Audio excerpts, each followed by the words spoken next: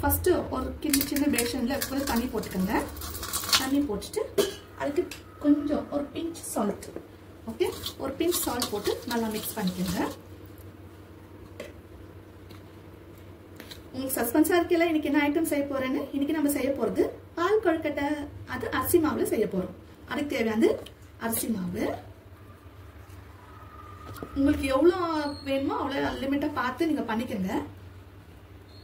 நான் இப்போ கொஞ்சமா தான் செய்யறேன். உங்களுக்கு குவாண்டிட்டி எவ்வளவு ஜாஸ்தி வேணும்னா அது தகுந்த மாதிரி நீங்க ரைஸ் பவுடர் போட்டு நீங்க மிக்ஸ் பண்ணி செஞ்சுக்கலாம்.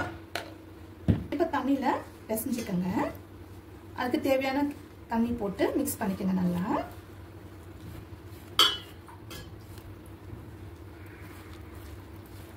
ஜாஸ்தி தண்ணி ஊத்திடாதீங்க. ஃபர்ஸ்டே ஊத்திட்டீங்கன்னா குழ குழன்னு ஆயிடும். அதனால கொஞ்சம் கொஞ்சமா தண்ணி ஊத்தி மிக்ஸ் பண்ணிக்கங்க. நல்லா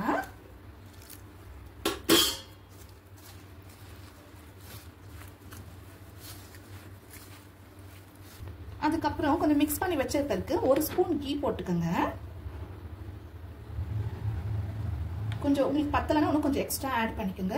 ஏன்னா இது கையில் ஒட்டக்கூடாதுன்னு இதை போட்டு மிக்ஸ் பண்ண போகிறோம். அப்புறம் டேஸ்ட்டும் நல்லா இருக்கும். வாசனையும் கீயோடது ரொம்ப நல்லா இருக்கும். சாப்பிடும்போது உங்களுக்கு ரொம்ப டேஸ்டியாகவும் இருக்கும். நல்லா கொஞ்சம் நல்லா மிக்ஸ் பண்ணிக்கோங்க. இந்த மாதிரி பிசைஞ்சு வச்சுக்கோங்க. உங்களுக்கே பார்க்கும்போது பாருங்க எப்படி இருக்குன்ட்டு. இப்படி இருக்கணும்.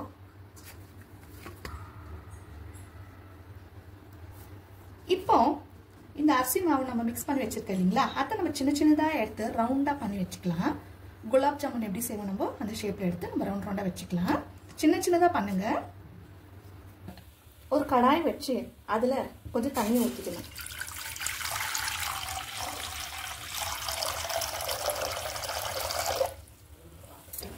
இப்போ தண்ணி நல்லா கொதிக்குது.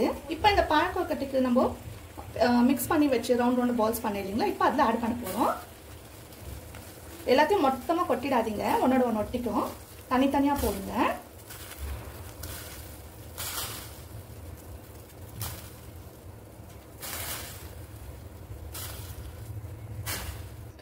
இப்போ எல்லாம் கொழுக்கட்டையும் அதில் போட்டுட்டு என்ன பண்ணுங்க, லைட்டாக மிக்ஸ் பண்ணுங்க. ரொம்ப ஜோரா பண்ணாதீங்க, மெதுவாக பண்ணுங்க. அப்புறம் ஒரு 15 மினிட்ஸ் வேக விடுங்க. சிம்மில் வச்சுருங்க. 15 மினிட்ஸ் இப்போ நல்லா வேகட்டும். இப்போ நம்ம இதுக்கு தேவையான சுகரு ஆட் பண்ணுறோம். உங்களுக்கு எவ்வளோ சுகர் வேணுமோ நீங்கள் ஆட் பண்ணிக்கலாம். நாங்கள் கொஞ்சம் கம்மியாக தான் சாப்பிடுவோம், ஸோ நான் கம்மியாக தான் போடுறேன்.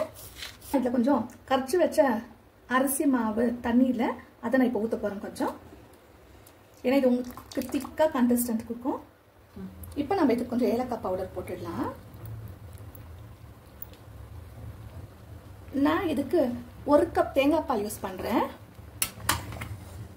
எல்லாமே லோ ஃப்ளேமில் வச்சு செய்யுங்க, இல்லைன்னா அடி பிடிச்சிடும். இப்போ நான் 1 கப் தேங்காய் பால் ஊற்றுறேன்.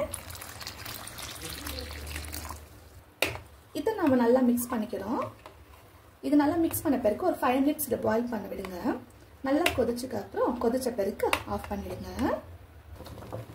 இப்போ பாருங்க, இது வந்து நல்லா கொதிக்குது. நல்லா கொதிக்கும். நல்லா மிக்ஸ் பண்ணுங்க, இல்லைன்னா அடி பிடிச்சிடும். அதனால மெதுவாக மிக்ஸ் பண்ணுங்க.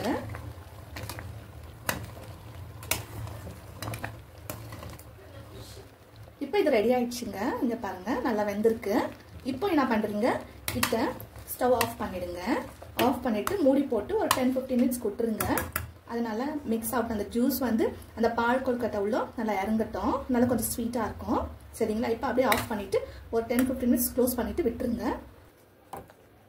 இப்போ இப்போ அரிசி மாவு கொழுக்கட்டை ரெடி ஆயிடுச்சுங்க. இப்போ நம்ம சர்விங் பவுலில் போட்டு சர்வ் பண்ண போகிறோம். இது ரொம்ப ஸ்வீட்டாக செஞ்சால் திகட்டிடும், நம்மளால நல்லா சாப்பிட முடியாது. அதனால சுகர் உங்களுக்கு லைட்டாக போட்டு சாப்பிட்டீங்கன்னா உங்களுக்கு நல்லா இருக்கும் சாப்பிடும். இப்போ பால் கொழுக்கட்டை ரெடி ஆயிடுச்சுங்க. இப்போ ஒரு பிளேட்ல வச்சுட்டு ஒரு பவுல்ல போட்டு சர்வ் பண்ணலாம். உங்களுக்கு